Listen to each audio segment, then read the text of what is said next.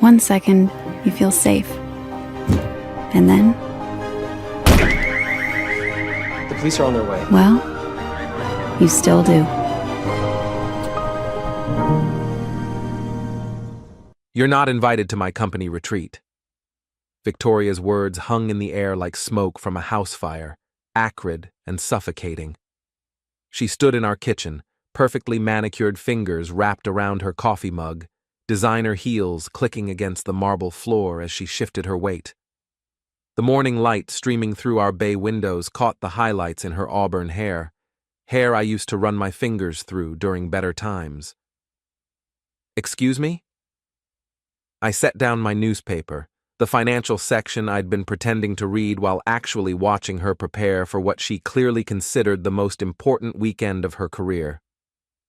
Spouses aren't appropriate for this particular retreat, she continued, her tone suggesting she was explaining something obvious to a particularly slow child.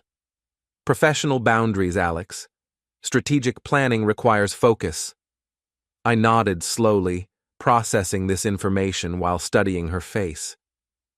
Victoria had always been beautiful, but lately there was something different about her, a glow that came from secrets, from excitement about things that didn't include me. She wore it like expensive perfume, subtle but unmistakable once you noticed it. Strategic planning, I repeated. Of course, can't have husbands cluttering up the strategic landscape. She missed the sarcasm entirely, or chose to ignore it. Exactly. Richard thinks. The words tasted bitter. Richard Thornton, her boss, the Golden Boy CEO with his corner office and his collection of vintage watches and his habit of calling meetings that ran late into the evening. What does Richard think about professional boundaries? Victoria's cheeks flushed slightly, a tell I'd learned to recognize over our 8 years of marriage. He thinks the executive team needs uninterrupted time to focus on Q4 projections and the merger discussions. Uninterrupted time. I folded the newspaper carefully, creasing each edge with deliberate precision. At a luxury resort in the mountains. Just the executive team. It's a working retreat, Alex, not a vacation. Right, working. Got it. I stood, carrying my coffee cup to the sink. Through the window, I could see our neighbor Mrs. Henderson walking her ancient poodle, the same routine she'd followed for the 15 years we'd lived in this house. Some things never changed, others changed when you weren't paying attention. Victoria glanced at her phone, fingers flying over the screen. Texting, always texting. I need to finish packing. Richard's picking me up in an hour. Richard's picking you up. The company car service was double booked.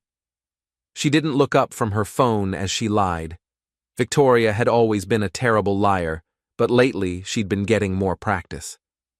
I watched her disappear upstairs, listened to her heels clicking across the hardwood floors of our bedroom. Our bedroom, where she'd been sleeping on the far edge of the king-size mattress for months, where she kept her phone face down on the nightstand, where she'd started taking showers with the bathroom door locked. The coffee in my cup had gone cold. I dumped it in the sink and walked to my home office, a converted spare bedroom where I'd been spending most of my time lately. The walls were lined with bookshelves, filled with business journals, legal texts, and the occasional thriller novel. Stephen King's Needful Things sat on the corner of my desk, a bookmark halfway through. I'd been reading it slowly, savoring King's particular talent for showing how ordinary people could become monsters when pushed far enough. My computer hummed to life and I opened my email. 17 new messages, most of them routine business correspondence, but there, third from the top, was the one I'd been waiting for. Subject: Transaction complete. Waverly Holdings LLC. Alexander. All documentation has been filed with the SEC. The acquisition of majority shares in Thornton Industries is now complete and public record. You are officially the controlling shareholder as of 9 a.m. Eastern Standard Time. Congratulations on your purchase. Best regards, Michael Patterson, Williams and Associates. I leaned back in my chair, a smile tugging at the corners of my mouth. 6 months of careful planning, of buying up shares through shell companies, of patient maneuvering while my wife planned her strategic retreats with her boss. Victoria worked in public relations for Thornton Industries, crafting the company's image, managing their reputation. She was very good at her job. She understood the importance of appearances, of controlling narratives.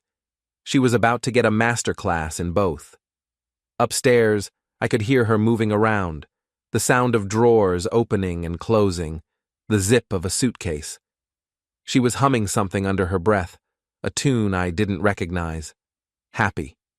She was happy about this retreat, about her uninterrupted time with Richard. My phone buzzed. A text from Jonah Martinez, my oldest friend and the closest thing I had to a brother. We'd grown up together in the blue-collar neighborhood on the south side of town, back when Victoria was still Victoria Ashworth, daughter of a real estate developer, student at the private college where she learned to speak in corporate buzzwords and professional boundaries. Beer tonight? Sarah's visiting her sister. I typed back, rain check, working on a project. Everything okay? Everything's about to be perfect. 3 dots appeared, then disappeared. Jonah knew better than to push when I got cryptic. He'd been my best man at the wedding, had watched Victoria transform from the charming woman I'd fallen for into the ambitious executive who forgot to invite her husband to company functions. Alex? Victoria's voice drifted down from upstairs. Have you seen my black blazer? The Armani one? Check the closet in the guest room, I called back. You moved it there last week. The guest room where she'd been hanging her work clothes lately, keeping them separate from the casual wear in our shared closet. Another small change, another shift in the landscape of our marriage. I opened a new browser window and navigated to the Thornton Industries employee portal. As the new majority shareholder, I had access to everything: employee records, internal communications, calendar systems. I'd been granted administrative privileges an hour ago, though the IT department probably assumed I was some faceless corporate entity, not Alexander Waverly from Maple Street, married to Victoria in PR. Victoria's calendar was a work of art. Color-coded, meticulously organized, every meeting and appointment logged with military precision. There were the routine items: staff meetings, client calls, lunch with the marketing team. But scattered throughout were the interesting entries. Strategy session with R. Thornton. Project planning, RT office. Working dinner, discuss Q4 initiatives. All of them after hours, all of them one-on-one. The retreat was blocked out for the entire weekend, Friday afternoon through Sunday evening. Executive planning retreat, Mountain View Resort. No other details, but I didn't need them. I'd already called the resort, had a very illuminating conversation with the concierge about their corporate packages and room arrangements. I'm ready. Victoria appeared in the doorway of my office, wheeling a suitcase behind her. She'd changed into a navy dress that hugged her curves, paired with heels that added 3 inches to her height. Professional, but attractive. The kind of outfit that suggested competence while hinting at what lay beneath the corporate veneer. You look beautiful, I said, and meant it. Even now, even knowing what I knew, she could still take my breath away. Her expression softened for a moment, and I caught a glimpse of the woman I'd married. Thank you. I'll be back Sunday evening. There's leftover Chinese in the fridge, and I think we have frozen pizza. I'll manage.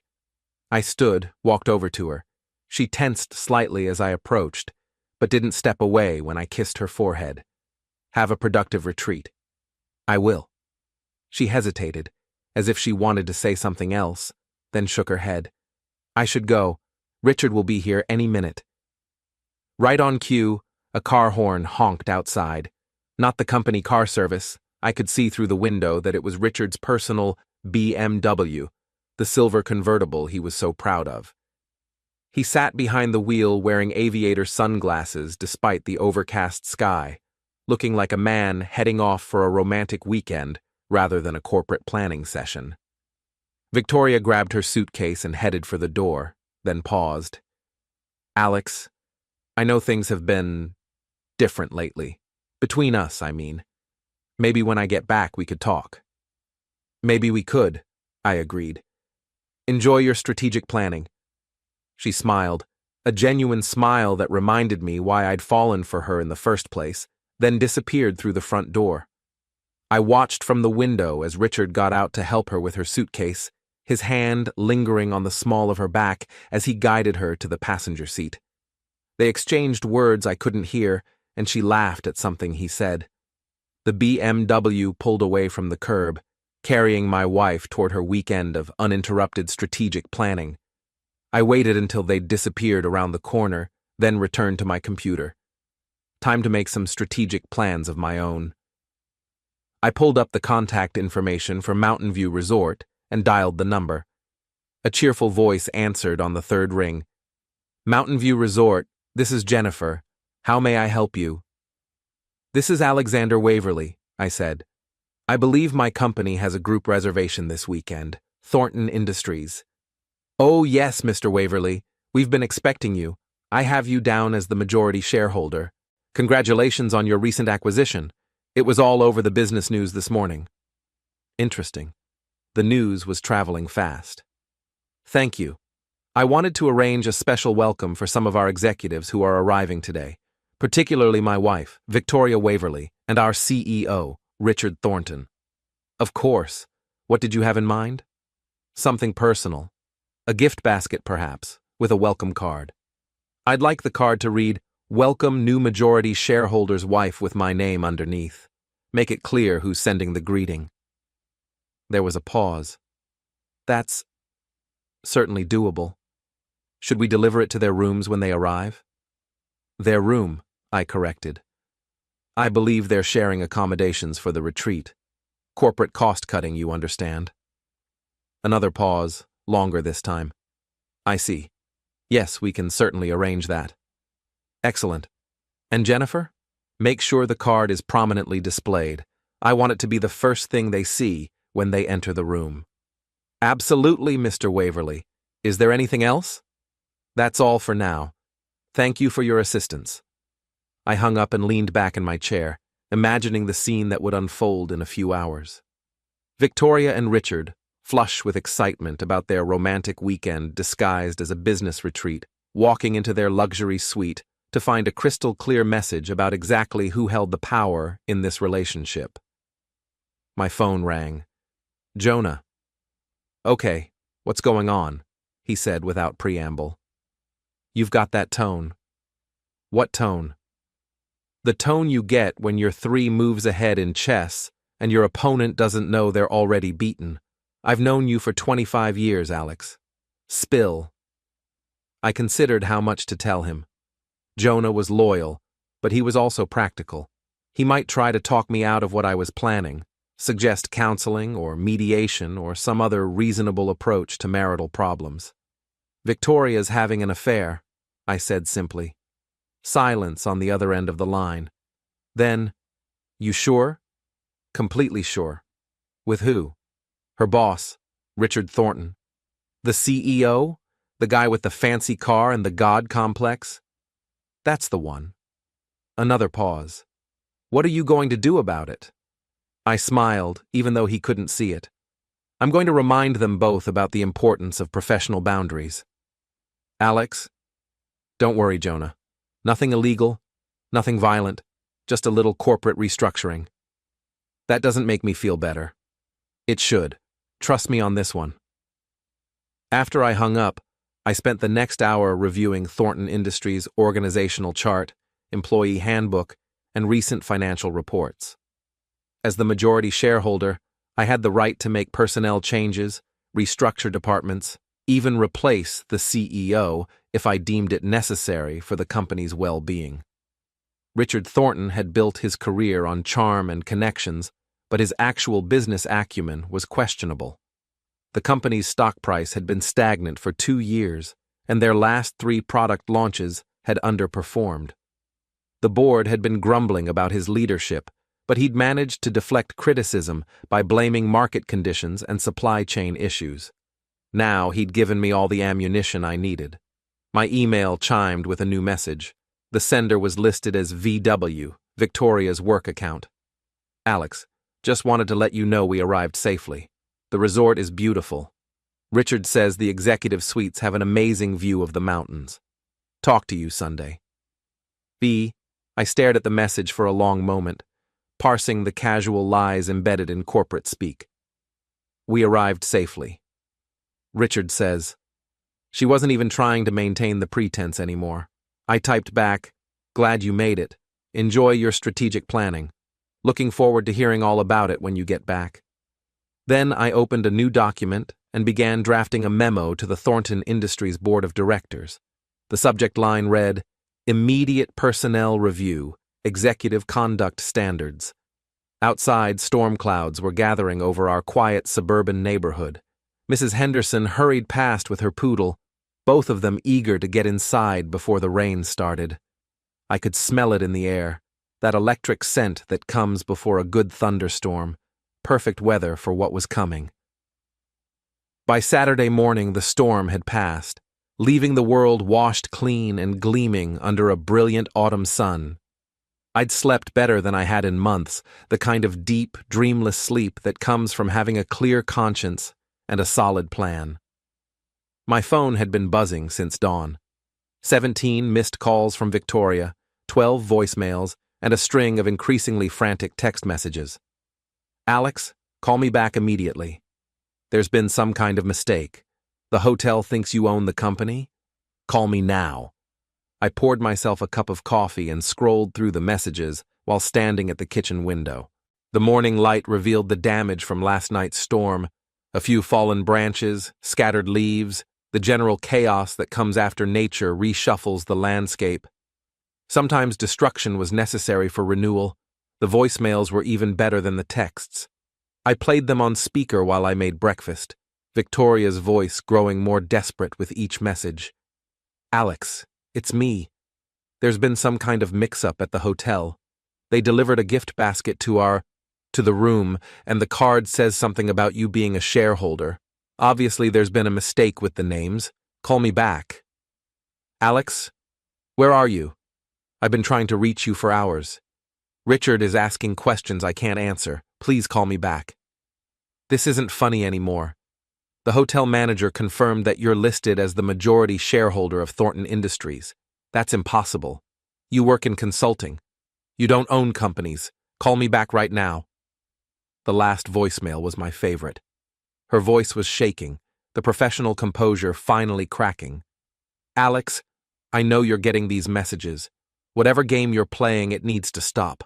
Richard is furious. The board is asking questions. My job could be at risk. Please, just call me back and explain what's happening. I deleted all the messages and blocked her number. She'd had months to explain what was happening in our marriage. Now it was my turn to control the narrative. My laptop chimed with a new email notification. The sender was Richard Thornton, using his personal Gmail account rather than his corporate email. The subject line read, Urgent, need to talk. Alex, I think there's been a significant misunderstanding. Victoria mentioned you might have some kind of business interest that's causing confusion with the hotel staff. I'd appreciate the opportunity to clear this up man to man. Could you give me a call at your earliest convenience? Best regards, Richard. I laughed out loud. Man to man. The same Richard Thornton, who'd been having clandestine meetings with my wife for months, who'd taken her away for a romantic weekend disguised as corporate planning, wanted to have a man-to-man conversation. I typed back, Richard, no misunderstanding. Check the SEC filings from yesterday morning. I acquired controlling interest in Thornton Industries through Waverly Holdings, LLC. As of Friday at 9 a.m., you work for me. We'll definitely need to talk. Monday morning, 8 a.m. sharp. My office. Best regards, Alexander Waverly. Majority shareholder, Thornton Industries. I hit send and immediately opened the company's internal communication system. As the controlling shareholder, I had administrative access to everything: email servers, personnel files, security footage from the office building. It was amazing what people thought was private when they were just employees. not realizing that someone higher up the food chain might be watching. The security footage from the past 3 months told quite a story. There was Victoria, staying late in Richard's office on a Tuesday evening in August, the cleaning crew working around them while they sat close together reviewing documents. There they were again the following week, sharing what looked like an intimate dinner in the executive conference room. And there, just 2 weeks ago, Richard's hand on Victoria's shoulder as they stood by the floor-to-ceiling windows of his corner office, the city lights twinkling below them like stars. I downloaded the relevant clips and saved them to a secure folder. Evidence for later. My phone rang. Unknown number, but I recognized the area code. Mountain View Resort. Mr. Waverly? This is Jennifer from the resort. I hope I'm not disturbing you. Not at all, Jennifer. How can I help you? Well, sir, we've had some interesting developments since we spoke yesterday. Your wife and Mr. Thornton checked out early this morning. Very early. Around 6 a.m. Did they seem satisfied with their accommodations? A pause. They seemed quite upset, actually. There was some discussion at the front desk about billing disputes and corporate policies. Mr. Thornton was rather vocal about his dissatisfaction with our service. I'm sorry to hear that. I hope they weren't rude to your staff. Nothing we can't handle, sir. We deal with all kinds. But I wanted to let you know that they left several messages asking us to contact you directly. Something about urgent business matters. I appreciate you letting me know, Jennifer. If they call again, please tell them that all corporate communications should go through proper channels. The board of directors will be meeting Monday morning to discuss recent organizational changes. Of course, Mr. Waverly. And sir, the gift basket was a lovely touch. Very illuminating. After I hung up, I spent an hour researching corporate law, specifically the regulations around executive conduct and conflict of interest policies. Thornton Industries had a detailed employee handbook that covered fraternization between supervisors and subordinates, complete with disciplinary procedures and grounds for termination. Richard had signed the handbook when he became CEO. Victoria had signed it when she was hired in PR. Both of them had acknowledged understanding the company's position on workplace relationships and the importance of maintaining professional boundaries. The irony was delicious. My doorbell rang at noon. I looked through the peephole to see Jonah standing on my front porch, holding a bag from our favorite deli and wearing the expression he got when he thought I was about to do something spectacularly stupid. Intervention time? I asked as I opened the door. Lunchtime, he corrected, pushing past me into the house. Though if you need an intervention, I'm qualified for that too. Jonah Martinez looked like what he was, an ex-military guy who'd transitioned into private security work. Broad shoulders, graying hair cropped short, and intelligent brown eyes that missed nothing. He'd done 2 tours in Afghanistan before coming home to marry his college girlfriend and start a family. Sarah was 8 months pregnant with their first child, a fact that had made Jonah even more protective of the people he cared about. Sarah sent sandwiches, he said, unpacking the bag on my kitchen counter. Pastrami for you, turkey for me. She also sent strict instructions to make sure you're not planning anything that'll land you in prison or on the evening news. Sarah's a wise woman. She is. Which is why I married her instead of letting her run off with her boss. He fixed me with a look. Want to tell me what's really going on? I filled him in on the details while we ate, the stock acquisition, the hotel revelation, the early checkout. Jonah listened without interrupting, occasionally nodding or raising an eyebrow, but keeping his thoughts to himself until I finished. So you bought her company, he said finally. I bought a controlling interest in her company. There's a difference. Is there? Because from where I'm sitting, it looks like you just declared nuclear war on your marriage. My marriage was already over, Jonah. I just decided to stop pretending otherwise. He was quiet for a moment, studying my face. You sure about this?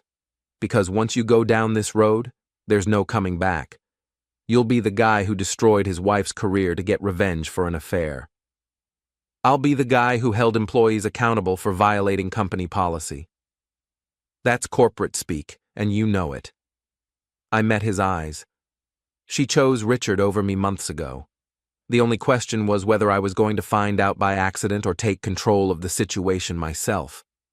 And taking control means what exactly? It means reminding everyone involved that actions have consequences, that professional boundaries exist for a reason, that some games have higher stakes than others. Jonah finished his sandwich and leaned back in his chair. What do you need from me? The question surprised me. I'd expected more arguments, more attempts to talk me out of my plan. You're not going to try to stop me? I've known you since we were 12 years old, Alex. When you make up your mind about something, you see it through. The question is whether you're going to do this alone or with backup. What kind of backup? The kind that makes sure you don't cross any lines you can't uncross. The kind that keeps you from doing something you'll regret when the anger wears off. I nodded slowly. Jonah was right. Anger was a useful fuel, but it could also lead to mistakes. I needed to stay smart, stay legal, stay focused on the objective.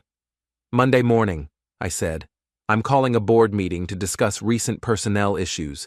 Richard will probably try to rally support, maybe paint me as some kind of corporate raider trying to destroy the company. Will the board back him? Not when they see the evidence of his conduct. Not when they realize the liability issues involved in having a CEO who's sleeping with subordinates. And Victoria?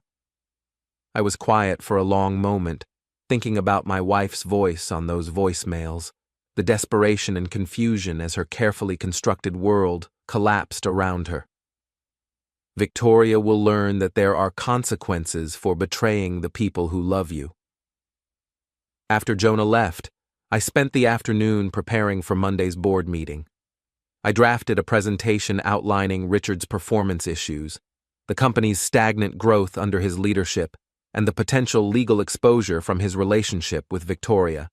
I included screenshots of their after-hours meetings, copies of their personal communications, and a detailed timeline of their affair.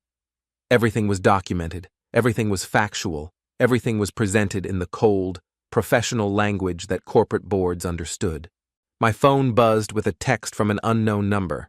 Victoria, using someone else's phone. Alex, this is Victoria. I know you're not taking my calls, but we need to talk. What you're doing isn't just hurting me, it's hurting innocent people. Richard has a family. The company has employees who depend on their jobs. Please don't let your anger destroy everything.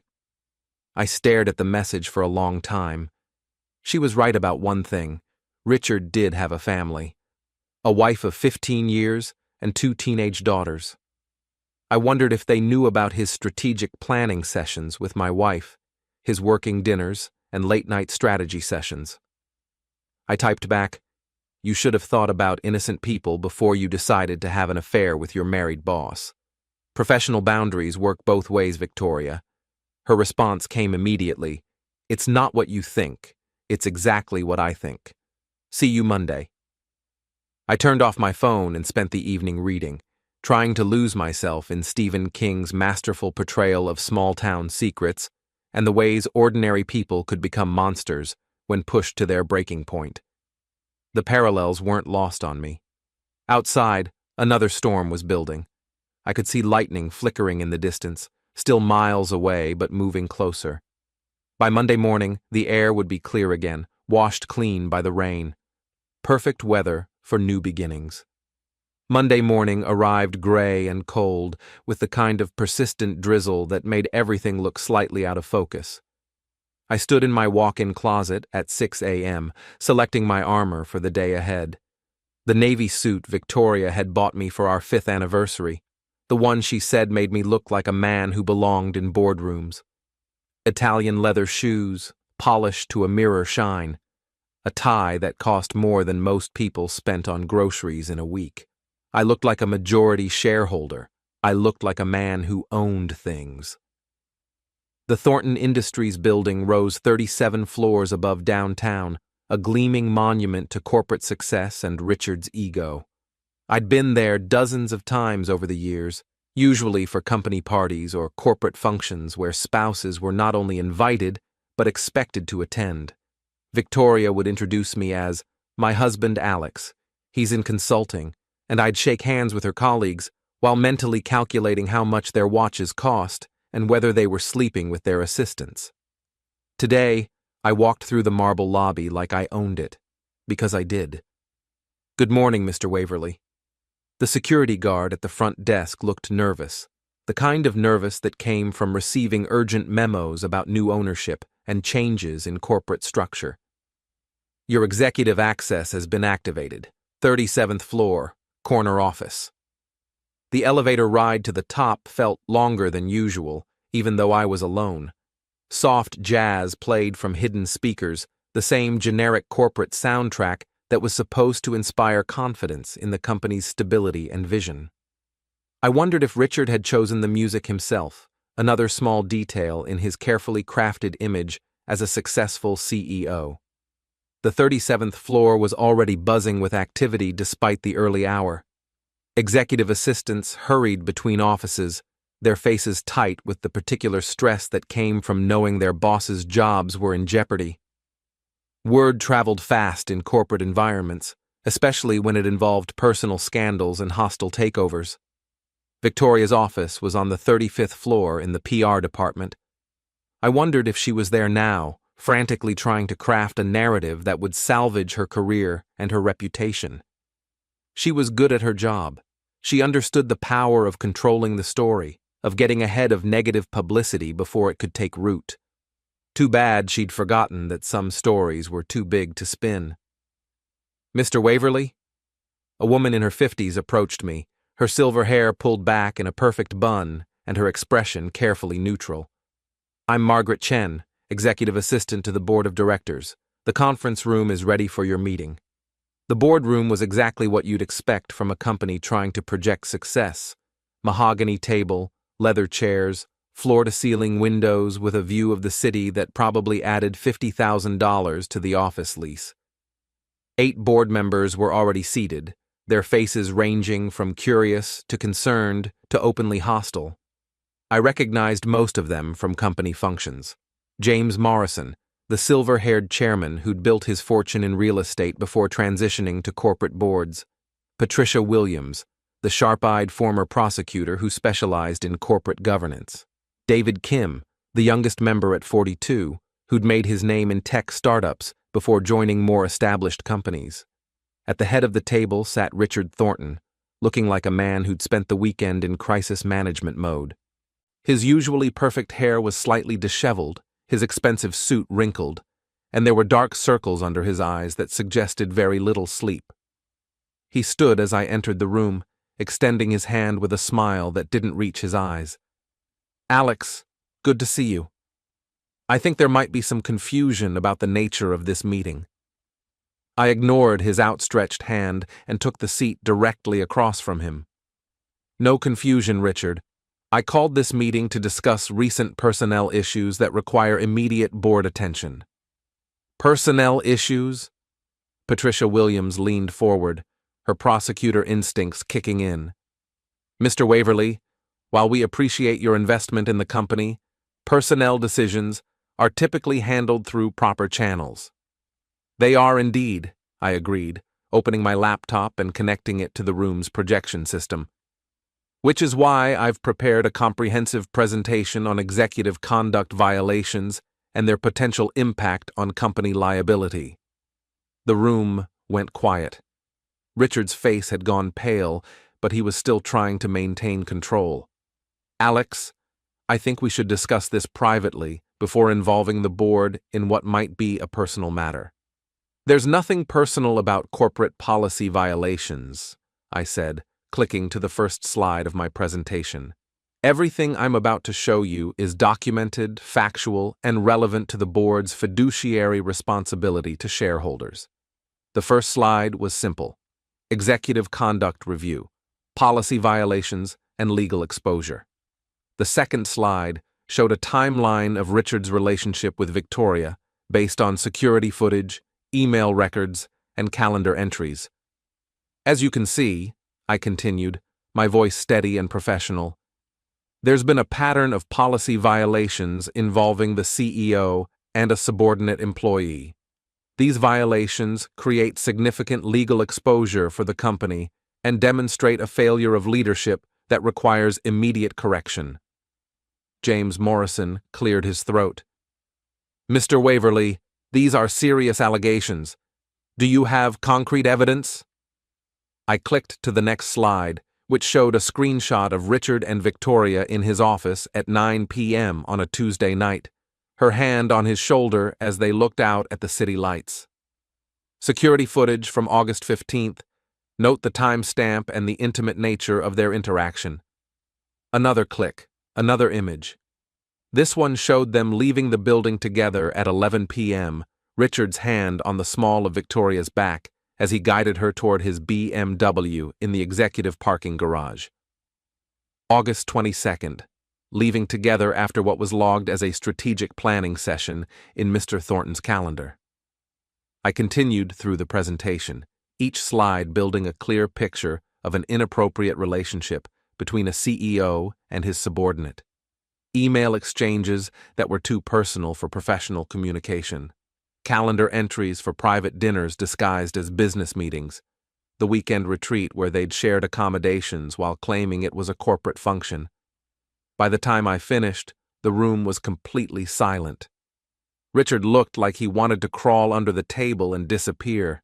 Several board members were taking notes, their faces grim with the realization of what this meant for the company. The employee handbook is clear about relationships between supervisors and subordinates, I concluded. It's also clear about the disciplinary actions required when these policies are violated. The board has a responsibility to act on this information. Patricia Williams was the first to speak. Richard, how do you respond to these allegations? Richard straightened in his chair, trying to salvage what was left of his authority. The relationship between Ms. Waverly and myself has always been strictly professional. These images can be misinterpreted, taken out of context. What about the shared accommodations at the Mountain View Resort? David Kim asked. That seems difficult to misinterpret. Corporate cost-cutting, Richard said weakly. We were trying to reduce expenses. By sharing a luxury suite? I pulled up the hotel invoice on my laptop. A suite that cost more per night than most employees make in a week? The questions continued for another hour, each one making Richard's position more untenable. The board members weren't stupid. They could see the evidence, understand the implications, recognize the legal exposure that came from having a CEO who thought company policy didn't apply to him. Finally, James Morrison called for a recess. The board needs to discuss this privately. Mr. Waverly, Mr. Thornton, please wait outside while we deliberate. I packed up my laptop and headed for the door, Richard following behind me like a man walking to his execution. In the hallway, he grabbed my arm. Alex, please, let's talk about this reasonably. Victoria and I, it's complicated, but it's not what you think. I looked down at his hand on my arm, then back up at his face. Take your hand off me, Richard. He released my arm but didn't step back. You're destroying people's lives over a misunderstanding. I'm holding people accountable for their choices. There's a difference. Victoria loves you. She made a mistake, but she loves you. I laughed, a sound with no humor in it. Victoria loves the idea of having it both ways. A stable marriage and an exciting affair, a secure home life and a powerful lover. But life doesn't work that way, Richard. Choices have consequences. What do you want? Money? A settlement? I can make this worth your while. I want you to understand something, I said, stepping closer to him. I want you to understand that when you decided to sleep with my wife, you weren't just betraying me. You were betraying your own wife, your daughters, your employees, your shareholders. You were risking everything for a few months of excitement with a woman who was willing to cheat on her husband. Richard's face flushed red. You don't know anything about my marriage. I know your wife deserves better than a husband who brings his mistress to corporate retreats. I know your daughters deserve better than a father who lies to them about working late while he's actually in hotel rooms with other men's wives. Before Richard could respond, the boardroom door opened.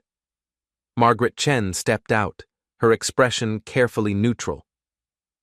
Gentlemen, the board is ready to announce their decision. We filed back into the boardroom, where James Morrison was standing at the head of the table with a folder in his hands. His expression was grave, the look of a man about to deliver news that no one wanted to hear. After careful consideration of the evidence presented, he began, the board has voted to accept Richard Thornton's resignation as CEO, effective immediately. Richard's face went white. Jim, you can't be serious. I've built this company. I've increased shareholder value by 30%. You've also violated company policy and created significant legal exposure, Patricia Williams said coldly. The board's first responsibility is to the shareholders and the company's reputation. What about Victoria? Richard asked desperately. She's just as involved as I am. Ms. Waverly's employment status will be reviewed by the new interim CEO, Morrison replied, along with any other personnel issues that require attention. I felt a cold satisfaction settle in my chest. Richard was finished, his career destroyed by his own arrogance and poor judgment. Victoria would face her own reckoning soon enough. Who's the interim CEO? Richard asked. Morrison looked directly at me. The board has asked Mr. Waverly to assume temporary leadership while we conduct a search for permanent replacement. The room seemed to tilt slightly.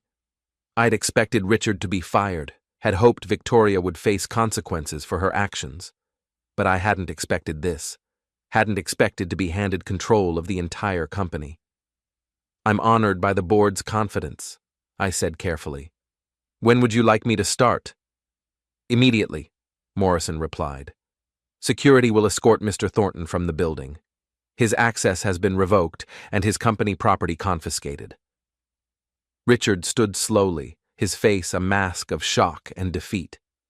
This isn't over, Alex. You can't destroy people's lives and expect no consequences. You're right, I agreed. Actions do have consequences. You're about to learn that lesson firsthand.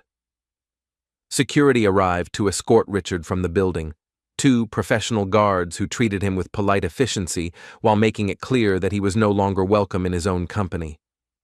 I watched from the boardroom windows as he was led through the lobby, past employees who whispered and stared, past the marble walls and corporate artwork that had been the backdrop for his rise and fall.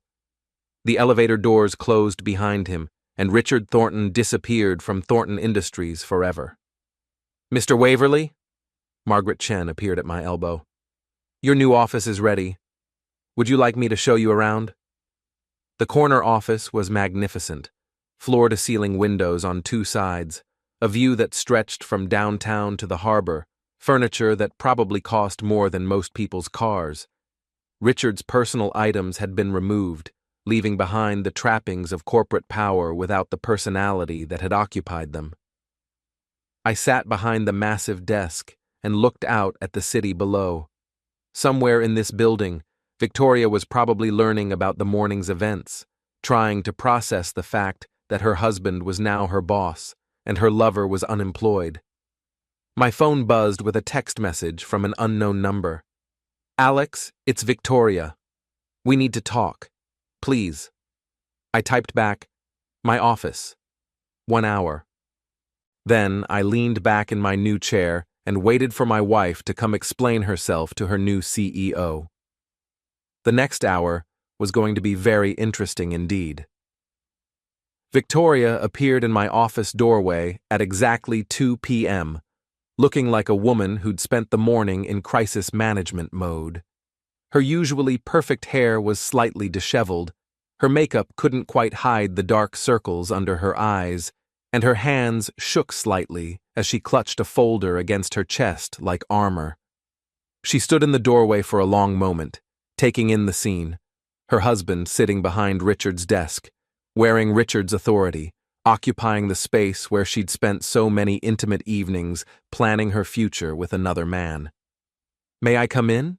she asked, her voice carefully controlled. "Close the door behind you," I said without looking up from the personnel file I was reviewing. Her personnel file, complete with performance evaluations, salary history, and a detailed record of every policy violation she'd committed over the past 6 months.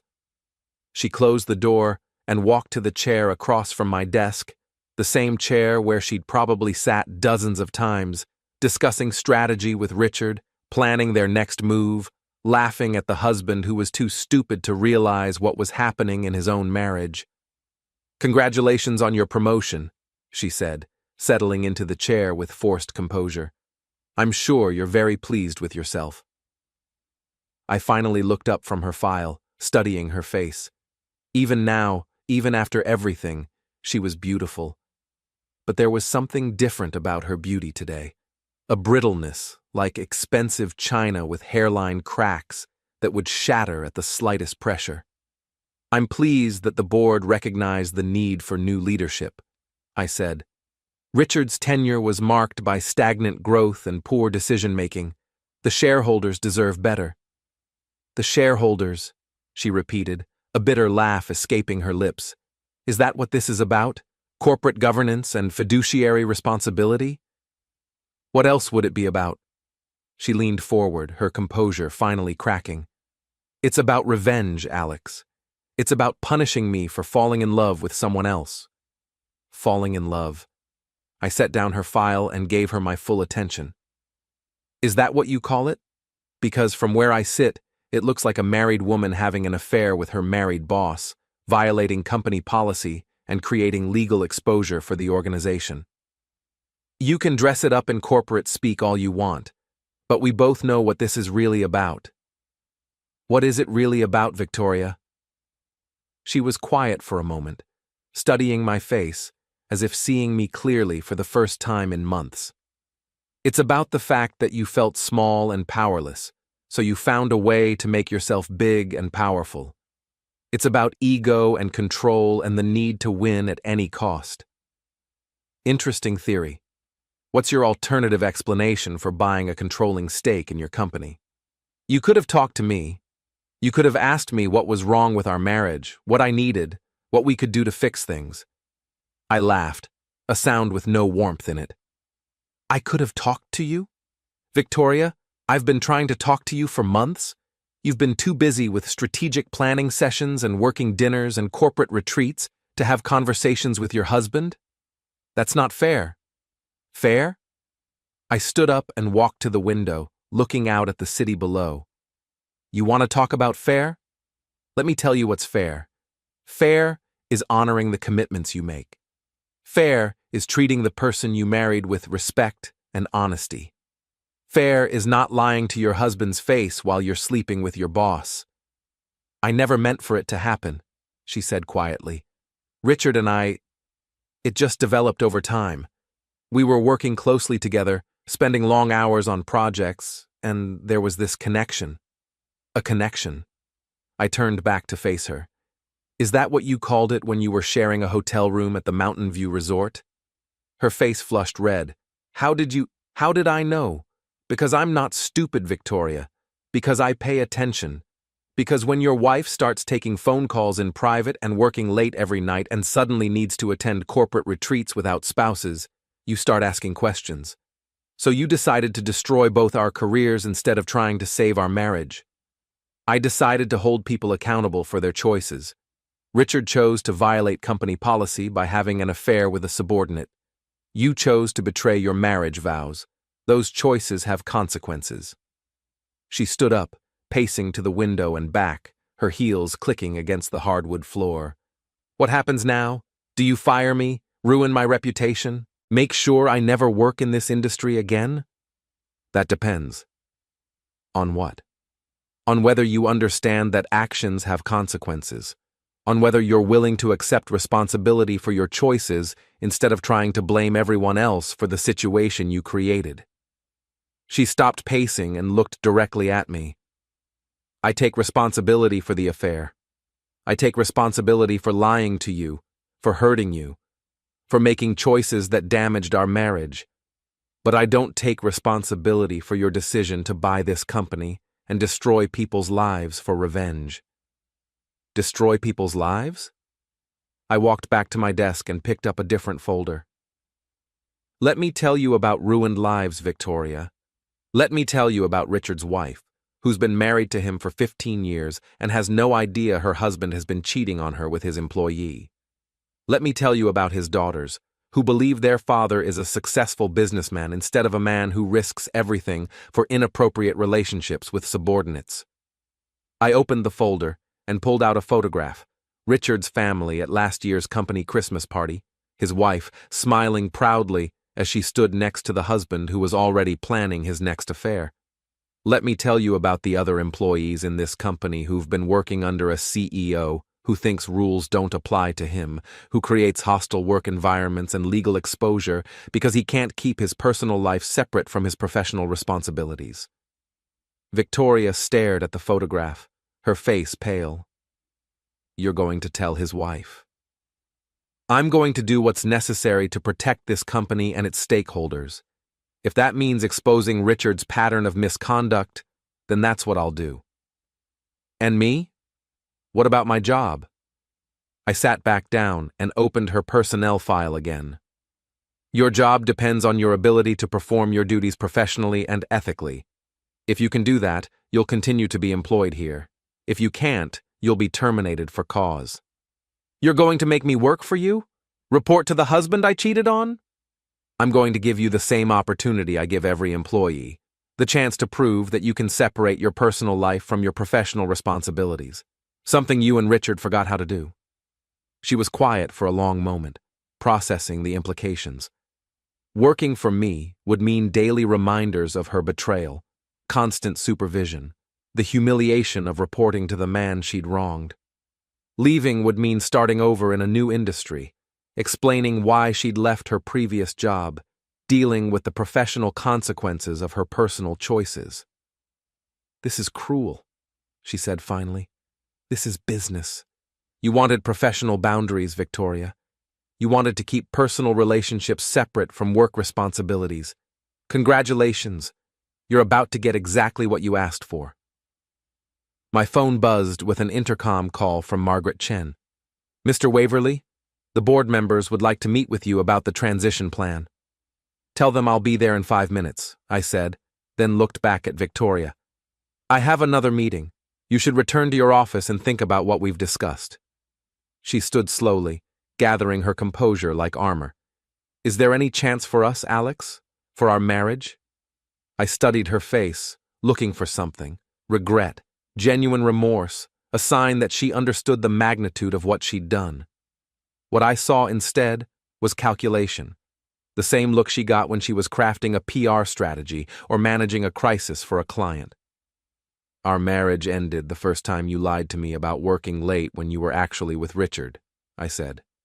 Everything since then has just been paperwork. She nodded, as if she'd expected that answer. What about the house? Our finances? The practical things? My lawyer will be in touch with your lawyer. We'll handle the divorce like adults, with the same professionalism you wanted to maintain at work. She walked to the door, then paused with her hand on the handle. I did love you, Alex. I still do, in my own way. I know you do, I said, but love without loyalty is just sentiment, and sentiment doesn't build marriages or run companies. After she left, I sat alone in my new office, looking out at the city below. Somewhere out there, Richard was probably calling his contacts, trying to salvage his career, explaining to his wife why he'd lost his job. Somewhere else, Victoria was returning to her desk, trying to figure out how to work for the husband she'd betrayed. The intercom buzzed again. Mr. Waverly, the board is ready for you. I straightened my tie, grabbed my laptop, and headed for the door. There was work to do, a company to run, employees to manage, shareholders to satisfy. The personal drama was over. Now came the harder part, proving that I could be the leader this company needed, not just the husband who'd been wronged. As I walked down the hallway toward the boardroom, I passed Victoria's office. Through the glass walls, I could see her sitting at her desk, staring at her computer screen without really seeing it. Her shoulders were shaking slightly, and I realized she was crying. For just a moment, I felt something that might have been regret. Then I remembered the lies, the deception, the months of feeling like a fool in my own marriage. I remembered the hotel room she'd shared with Richard, the strategic planning sessions that had nothing to do with business, the retreat I wasn't invited to because spouses weren't appropriate. I kept walking toward the boardroom, toward my new life as the CEO of Thornton Industries. Behind me, Victoria continued to cry at her desk, mourning the marriage she'd destroyed and the future she'd thrown away for a few months of excitement with a man who'd abandoned her the moment his own career was threatened. The elevator doors closed, carrying me up to the 37th floor where the board was waiting to discuss transition plans and corporate strategy. As we rose through the building, I caught my reflection in the polished steel doors, a man in an expensive suit, carrying himself with the confidence that came from winning a war most people didn't even know was being fought. Victoria had been right about one thing. This was about power and control, but she'd been wrong about everything else. This wasn't revenge. It was justice. This wasn't cruelty. It was consequences. This wasn't about making myself feel big. It was about holding people accountable for their choices. The elevator reached the 37th floor, and the doors opened to reveal Margaret Chen waiting with a stack of documents and a schedule full of meetings. My new life was beginning, built on the ruins of my old one. I stepped out of the elevator and into my future, leaving Victoria and her tears 37 floors below. The morning sun streamed through the floor-to-ceiling windows of my corner office as I reviewed the quarterly reports. Thornton Industries, now Waverly Industries, had exceeded projections for the third consecutive quarter under my leadership. Stock prices were up 18%, employee satisfaction surveys showed marked improvement, and we'd just signed the largest contract in company history. The business press had been kind to me, portraying the ownership change as a successful corporate restructuring rather than a personal vendetta. Waverly brings fresh vision to stagnant tech firm, read the headline in Forbes. New leadership delivers results at Waverly Industries, proclaimed the Wall Street Journal. Victoria still worked on the 35th floor, still handled public relations for the company. She'd adapted to the new reality with the same professionalism she brought to managing difficult clients. Our interactions were cordial, businesslike, limited to necessary corporate communications.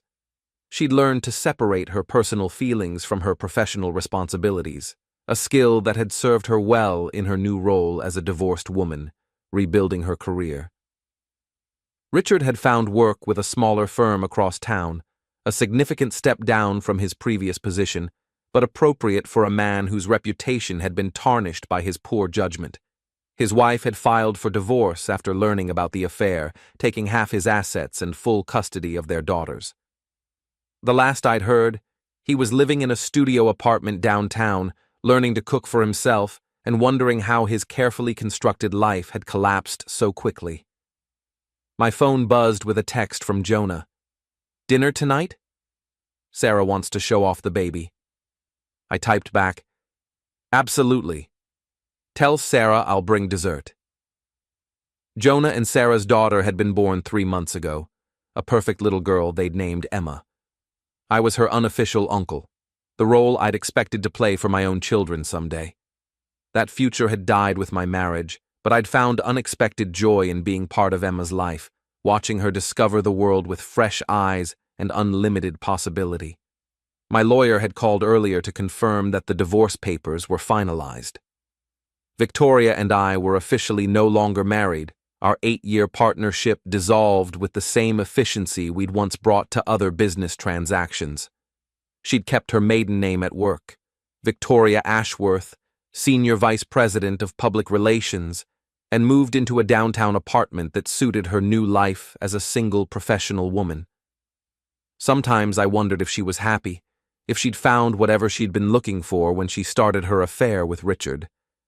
But mostly, I didn't think about her at all. She was an employee now, nothing more, nothing less. Margaret Chen knocked on my office door, carrying the day's schedule and a cup of coffee prepared exactly the way I liked it. She'd been an invaluable asset during the transition, helping me navigate the complexities of running a company while maintaining the discretion that had made her successful in corporate environments. Good morning, Mr. Waverly. The board meeting is at 10, lunch with the Peterson Group at noon, and the new employee orientation at 3. Thank you, Margaret. Any urgent messages? Nothing that can't wait until after the board meeting. Oh, and your real estate agent called. The house on Elm Street is ready for your final walkthrough. I nodded, feeling a mixture of anticipation and closure. I'd sold the house Victoria and I had shared, the place where our marriage had slowly disintegrated, while I remained oblivious to the changes happening around me. The new house was smaller but perfectly suited to my current life. A bachelor's home with a home office, a workshop in the garage, and a guest room for when Jonah's family visited. The morning passed quickly, filled with the routine challenges of running a successful company. The board meeting covered expansion plans for the next fiscal year. Lunch with the Peterson Group resulted in a handshake agreement for a joint venture that would increase our market share by 12%. The new employee orientation reminded me why I enjoyed leadership. The opportunity to shape corporate culture, to create an environment where people could do their best work without worrying about office politics or executive misconduct. At 5 o'clock, I packed up my briefcase and headed for the elevator. The building was quieter now, most employees having left for the day, but there was still energy in the air, the satisfaction that came from a productive day, from work well done, from problems solved and goals achieved. As I waited for the elevator, I caught a glimpse of Victoria through her office window. She was still at her desk, working late as she often did, her face illuminated by the glow of her computer screen. For just a moment, I remembered the woman I'd fallen in love with 8 years ago, the ambitious young professional who'd charmed me with her intelligence and drive. Then the elevator arrived, and I stepped inside, leaving the past where it belonged. The doors closed, and I descended through the building I now owned, past the floors filled with employees who depended on my leadership, past the conference rooms where I made decisions that affected hundreds of lives, past the lobby where my name was displayed in brass letters that caught the light from the setting sun. Outside, the city was coming alive with evening energy, restaurants filling with diners, bars welcoming happy hour crowds, theaters preparing for evening performances, life continuing in all its messy, complicated, beautiful forms. I walked to my car, a new BMW that reflected my changed circumstances without being ostentatious. As I drove through the city toward my new home, I thought about the journey that had brought me here, the betrayal that had nearly destroyed me, the anger that had motivated me, the careful planning that had turned disaster into opportunity. Victoria had been wrong about my motivations. This hadn't been about revenge or power or the need to feel important. This had been about refusing to be a victim, about taking control of my own story, about proving that actions have consequences, and that sometimes the consequences can be surprisingly positive. My phone rang through the car's speakers. Jonah's voice filled the space. "Hey, are you still coming to dinner? Sarah's making that pasta dish you like. Wouldn't miss it. How's Emma today?" "Perfect, as always." She smiled at me this morning, a real smile, not just gas. I laughed, feeling the warmth that came from being part of something good, something pure, something unmarked by betrayal or deception. "I'll be there in 20 minutes. "Good. And Alex? Sarah wanted me to tell you something." "What's that?" "She's proud of you, for how you handled everything, for the man you've become. We both are." I was quiet for a moment, unexpectedly moved by the simple kindness of friends who'd stood by me through the worst period of my life. "Thank you. That means more than you know. See you soon." After I hung up, I drove through the neighborhood where Victoria and I had lived together, Past the house where we'd planned our future and shared our dreams and slowly grown apart without either of us realizing what was happening. The new owners had painted the shutters blue and planted flowers in the front garden, small changes that made it clear this was no longer my home. I felt no sadness at the sight, no regret for what I'd lost. That life belonged to someone else now. A younger, more naive version of myself who'd believed that love and loyalty went hand in hand, who'd trusted without verifying, who'd assumed that marriage vows meant the same thing to everyone. The man I'd become understood that life was more complicated than that people made choices based on their own needs and desires, that sometimes the person you loved most was capable of hurting you in ways you never imagined possible. But he also understood that survival was a choice, that dignity was earned through action, that sometimes the best revenge was simply living well and moving forward with grace and purpose. I turned onto Elm Street and pulled into the driveway of my new home, a colonial-style house with good bones and endless possibility. Tomorrow I would start the process of making it truly mine, choosing paint colors, arranging furniture, creating spaces that reflected the man I'd become rather than the man I'd been. Tonight, I would have dinner with friends who loved me, hold a baby who represented hope and new beginnings, and celebrate the quiet satisfaction that came from building something good from the wreckage of something that had been broken beyond repair. As I walked toward the front door, my phone buzzed with one final message of the day. Victoria, texting from her personal number. Congratulations on the Peterson Group deal. It was the right move for the company. I stared at the message for a moment, then typed back, "Thank you. Have a good evening. Professional. Courteous. Final." I put my phone away and opened the door to my new life, leaving the past where it belonged and stepping forward into whatever came next. The future was unwritten, full of possibility, and entirely my own to create. Behind me, the sun set over the city, painting the sky in shades of gold and crimson. Somewhere in that city, Victoria was probably finishing her work for the day, preparing to return to her apartment and her new life as a single woman learning to live with the consequences of her choices. Somewhere else, Richard was probably sitting in his studio apartment, wondering how his carefully constructed world had collapsed so completely. But I wasn't thinking about either of them as I stepped inside my new home and closed the door behind me. I was thinking about dinner with friends, about a baby's smile, about quarterly reports that exceeded expectations, and a company that was thriving under new leadership. I was thinking about the future, and for the first time in months, that future looked bright indeed. The story was over. The next chapter was about to begin, and this time, I would be the one writing it.